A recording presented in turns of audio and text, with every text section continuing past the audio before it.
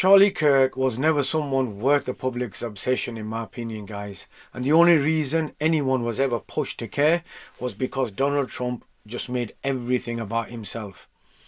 Despite the media narrative that Trump was heartbroken over Kirk's death, I believe the truth couldn't be further from the fiction.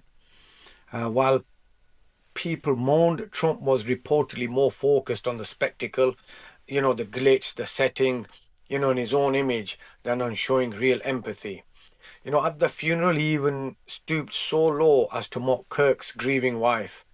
And now, in a twist drenched in irony, that very cruelty seems to have circled back right back to Donald Trump. During his overblown Medal of Freedom ceremony he staged for Kirk, Trump was publicly embarrassed when Kirk's widow threw her own mockery back in his face. What should have been a solemn occasion became yet another self-serving performance by Donald Trump, exposing the obsession with loyalty and spectacle rather than compassion or decency. We're going to get into it all today, guys, but before we do, if I could quickly ask you to leave a like on this video, and if you already haven't, and you enjoy our channel, to hit that subscribe button, because it does go a long way in supporting our work here. Before diving into how Erica Kirk humiliated him on his own stage, let's not forget how Trump opened his remarks by once again demonizing the political left, calling his opponents the devil, proving that even at a memorial he can't resist turning everything into a partisan show. Nothing could have ever supplanted this. It's incredible the way people are talking about him. And with great love. I mean, I read so many stories about some of the enemies, but I watch the enemies and it's hard for them to speak badly about him because they just don't. And then you do have people in the days since Charlie's killing, we've seen exactly why our country so dearly needed his example. We've watched legions of far-left radicals resort to desperate acts of violence and terror because they know that their ideas and arguments are persuading no one. They know that they're failing. They have the devil's ideology, and they're failing, and they know it. They feel it, and they become violent. They seem to become very violent on the left. For weeks now, all we've heard is the same tired narrative that the political left is supposedly out of control, that words are somehow dangerous. Yet in reality, it's Donald Trump who always continues to spew the most reckless and inflammatory rhetoric imaginable. Trump is once again, in my opinion, turning to hate-filled language, calling his political opponents devils, smearing them as Soros-funded animals and paid agitators, and painting them as violent extremists bent on chaos, which obviously couldn't be further from the truth. He knows exactly what he's doing. That kind of talk isn't just irresponsible, guys. It's designed to rile up people up, to stoke fear and anger and to push the country closer to real-world political violence. And that's precisely the environment thrives in and on. It's not about honouring Charlie Kirk or showing respect for his memory. It's about Trump feeding the spectacle, as usual, manipulating outrage and making himself the centre of attention. If he genuinely cared about Kirk or the message of unity he pretends to preach, he wouldn't be telling these grotesque, divisive stories to score political points. Law enforcement fired sniper rifles at ICE agents and me, but I made a turn at a good time. I turned to the right. Charlie couldn't believe it, actually. He said, "How the hell did you make that turn?" I said, "I don't know." At this point, it's almost beyond parody. We're expected to mourn a man who built his platform by ridiculing black women, by mocking their intelligence, by dismissing their own worth, by treating their humanity like a punchline. And yet Donald Trump, who claims this man was a dear friend, can't even muster the decency to show genuine empathy. Instead, during a supposed tribute, he decides to tell a self-congratulatory story about how he once dodged a bullet.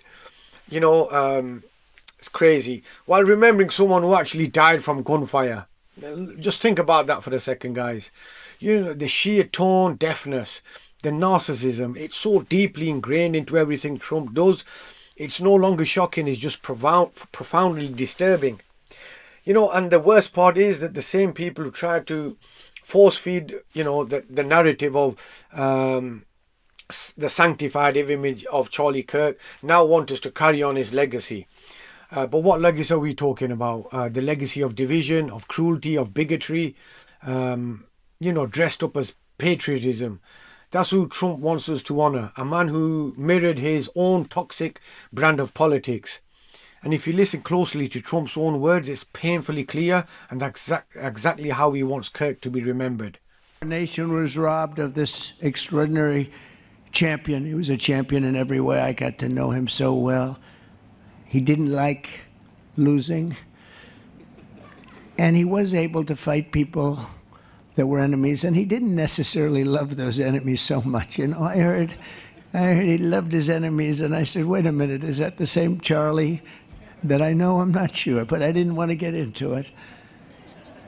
Donald Trump doesn't mourn Charlie Kirk as a person. He idolizes an image of him that mirrors Trump's own worst impulses. In Trump's mind, Kirk wasn't even a human being with flaws and contradictions. He was a reflection of Trump himself, just as bitter, just as cruel, just as resentful. That's the only way Trump knows how to connect with people, through shared anger, not shared humanity.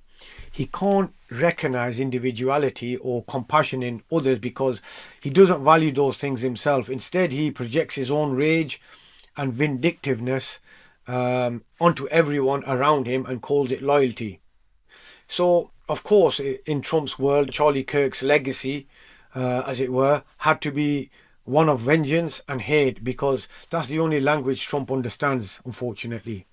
But that's not the version of Kirk his widow Erica wanted the world to remember. And in a moment that completely undercut Trump's performance, she turned his own shallow tribute into a mockery, calling him out directly or indirectly for exactly what he is. Surprisingly enough, he did pray for his enemies, which is very hard, but he did. He did. He did. No one else, I mean, I saw him do it. No, he never did it in front of anyone else, but I can attest to that. But he also loved people when it was inconvenient. And he ran his race with endurance, and he kept the faith. You have to reach a truly spectacular level of self-absorption to get publicly mocked by a widow at a memorial you just organise yourself. But that's Donald Trump, guys, always finding a way to make someone else's grief about himself. Imagine being so tone deaf, so desperate for attention that even in a moment meant to honour the dead, the person closest to the deceased feels compelled to call you out. Erica Kirk corrected Trump in real time, reminding him that her husband did, in fact, pray for people, something Trump clearly couldn't wrap his head around. And honestly, I don't buy her sudden forgiveness, forgiveness as it were, act either. At the funeral, her rhetoric was full of vengeance as well, promising that the left would pray and that hell would rain down. Then when it turned out that the shooter wasn't convenient political target, the tone suddenly shifted to peace and prayer. Let's be real, guys. If the victim had been black, brown, as an immigrant, or trans, that message of Christian forgiveness probably wouldn't have even shown up. And yet, Trump still managed to make his entire spectacle about himself. Meanwhile, Erica Kirk has been using her husband's death to keep her own grift alive, turning mourning into marketing and tragedy into a fundraising opportunity. Now, people can honour their loved ones, guys, however they choose, but raising millions off the legacy of a man who spent his entire career punching down particularly on black communities isn't mourning, it's monetizing hate. And as for Trump, he deserves no sympathy here, guys. Compassion should be reserved for those who can show it, not for a man who treats every tragedy as a mirror for his own ego and every loss as another excuse to perform. Moments, Charlie testified to the greatness of America and to the glory of our Savior, with whom he now rests in heaven. And he is going to make heaven. I said, I'm not sure I can make it, but he's going to make it. He's there. He's looking down on us right now. It's so incredible. Look at this. how this turned out. This was supposed to be so dark and cloudy. Not dark and cloudy, is it? Look at that, how beautiful that is. There's no artist that can capture it as beautiful as it is today. Wow. It's almost absurd how obsessed Trump has become with heaven, guys. As if he's trying to script the afterlife to suit his ego. Picture him wondering what Charlie Kirk's paradise looks like. You know, a crowd chanting his name, gold everything, and constant applause. Basically an eternal campaign rally where everyone loves him back. Trump can only imagine salvation as an echo chamber that mirrors his own craving for adoration. The idea that anyone else might experience peace, compassion or dignity is foreign to him, in my opinion. Instead, he reduces everything to grievance. And that's not just about his personality, it's about policy. Kirk openly dismissed empathy and opposed common sense, gun reforms that might actually stop this country's mass shooting epidemic, arguing the Second Amendment, trumps the safety of children. When state violence ramped up and when ICE raided homes and people were sent to cruel detention centres, Kirk, didn't rally people to resist. He marched in step with the administration. He wasn't conscious. He was just a mouthpiece, amplifying the same violent rhetoric Trump now blames on the left. Now, Trump tries to stoke that some fury again because spectacle and outrage are his currency, guys. Not truth, not compassion, and definitely not accountability. And that's why I said last month that I have directed the Attorney General and the Department of Homeland Security to confront the very real threat of left-wing terrorism in our country. It's a real threat. Not when you confront it, it's not, because they're not brave people. In fact, they're cowards. When you confront them, they immediately fold. You have to see them fold. You have to see them crying. They fold. But it includes dismantling the networks that fund them and finance them, and we're finding out who those networks are. We already know quite a few of them. When you see these violent incidents and then you see people holding this gorgeous sign with beautiful wood, beautiful cardboard, wood, everything's perfect paint job, and they're all the same. There are thousands of them. You know that they weren't made in the basement out of love. They were made by anarchists, and in some cases wealthy. I'll probably find some of my nice friends that are up there being so nice to me, especially lately. They're being very nice. But it surprises you who they may be, and you almost wonder why would they do it? But they're hurting our country, and we're really taking... Let's be clear, guys. Trump and his allies know exactly what's coming with the No King's Day protest. They are fully aware of the massive turnout we're expecting. And that's why they're back to demonizing the left with the same tired fear-mongering language. Their goal is obvious: scare people, pit extremists against protesters and claim that our, words are the real danger. But if you actually look at the rhetoric coming from the right, like the Gen Z Republicans profiled in a recent Politico article, it's clear where the real hostility is coming from. The narrative that the left is out of control is just a preemptive excuse to justify intimidation and violence, all while Trump and his followers sit back, and just cheer on the chaos. Even killed, they come in from Indiana, they come in from Iowa, they come from Florida to see their nation's capital, and somebody would have to call the parents, I'm sorry, but your son or your daughter's been killed. Not anymore. You hear those sirens going off? That's good. That's a good sound. That means they either got the bad guy or they're going to stop the bad guy. You didn't hear that sound because nobody wanted to do anything.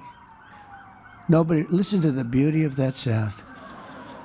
Seriously. And that's the real deal sirens. They're not politically correct sirens. You hear them, they're about 3 miles away. That's great. What a beautiful sound. They're stopping crime. That's what they're doing. Meanwhile, the ugliest, most toxic elements on the right are out in full force. These are the self-proclaimed master race types, guys. Most posting in secret groups and glorifying Hitler online. Reveling in the same extremist ideology they tried to hide in public. And that yet somehow, according to Trump, is the left whose language is dangerous. The hypocrisy couldn't be clearer.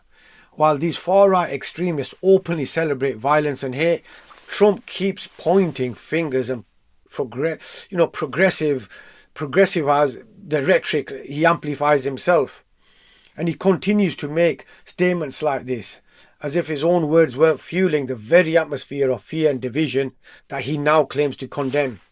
And as always, guys, please make sure to hit that subscribe button, comment and drop a like on the comments on this video. If you made it all the way to the end, please do leave a like also and a blue heart in the comments to show you're standing strong and refusing to be silenced. Stay connected, and I will see you on the next one.